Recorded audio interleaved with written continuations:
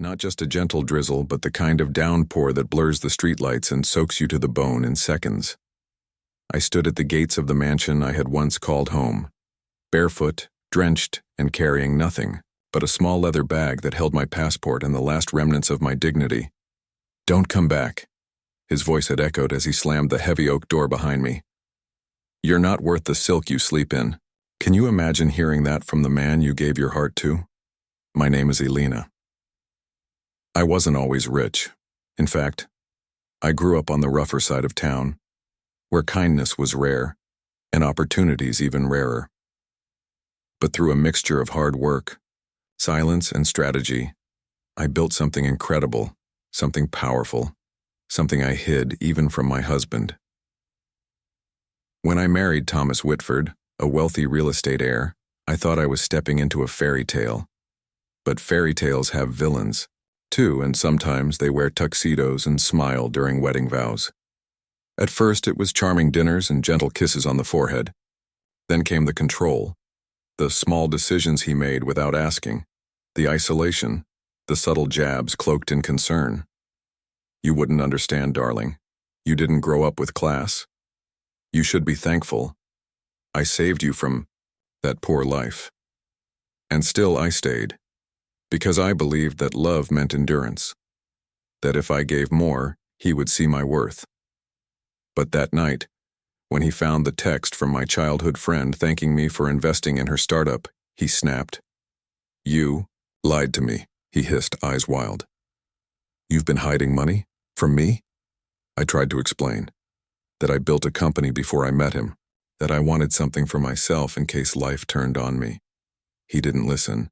That's how I ended up outside, shivering under a storm that mirrored the chaos in my heart. Alone, but not broken.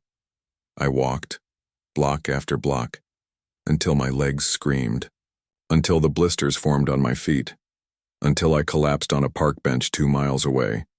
And then, something small but powerful happened. A woman, no older than 20, and clearly struggling herself, noticed me. She paused, frowning, and said, "You okay, miss?" I looked up, too stunned to answer. She wore a cheap raincoat 2 sizes too big and had dark circles under her eyes. But her kindness?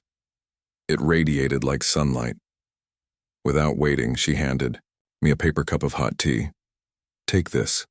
I work at the corner cafe. You look cold." I tried to refuse. She insisted. That cup of tea, it wasn't just warm. It reminded me of who I was, of what I had survived, of the empire I had built. I smiled, through tears.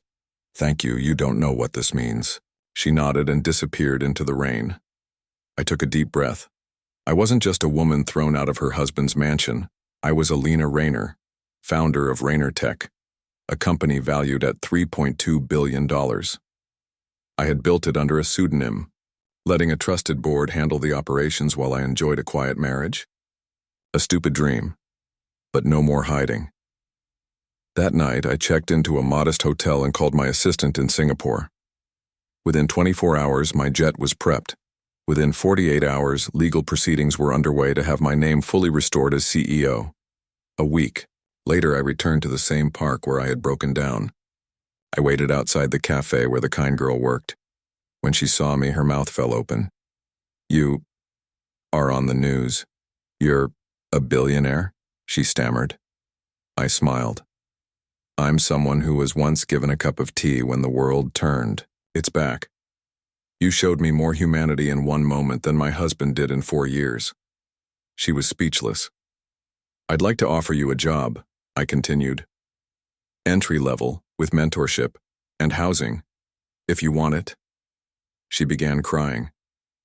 "I've been trying to get out of this neighborhood my whole life, and now you will." Back at the mansion, things weren't going so well for Thomas. You see, when I left, I didn't just take my things, I froze our joint accounts. Every cent that had come from me, because yes, most of it was mine, was now locked.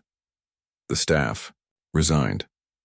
His partners pulled out once they realized I was the real source of his strategic insights. He tried calling. He texted. He begged. But I never went back.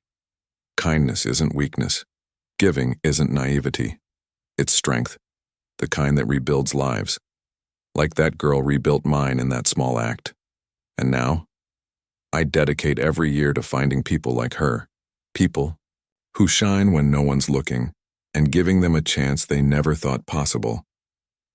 Viewers, if you've ever felt like someone tried to erase your worth, if you've ever been kicked when you were already down, remember, what they think of you is not your value, and what you give, no matter how small, can change someone else's entire life. Sometimes the richest people wear no crowns and the poorest people live in mansions. But you can be the reason someone survives the storm, and that's real power.